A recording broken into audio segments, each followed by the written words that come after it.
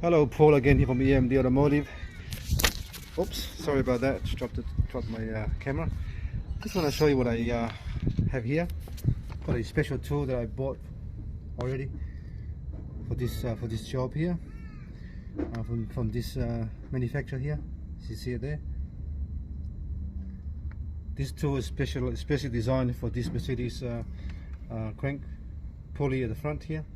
So if you don't have it, you're going to damage a lot of stuff, so make sure you have it on top of the center all the time before you do any of those stuff. So it's only a small short tool, and all you got to do is put your bar there like that, and then now we're going to take it off. We already cracked it, now it should be easier now. So yep, as you can see, look how easy that is.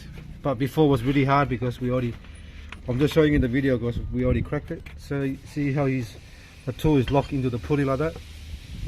So now we don't need the tool anymore. So come straight out, just like that. And then now see how easy that is.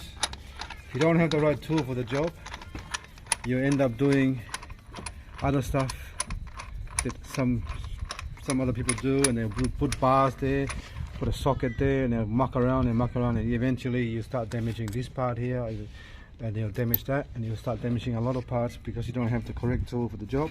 So if your pulley on your Mercedes-Benz look like this, you need the tool that looks like this.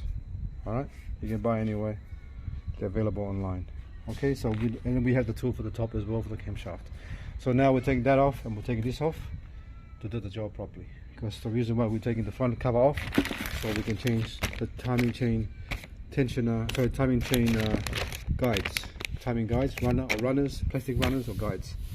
Alright, thanks for watching, and please subscribe.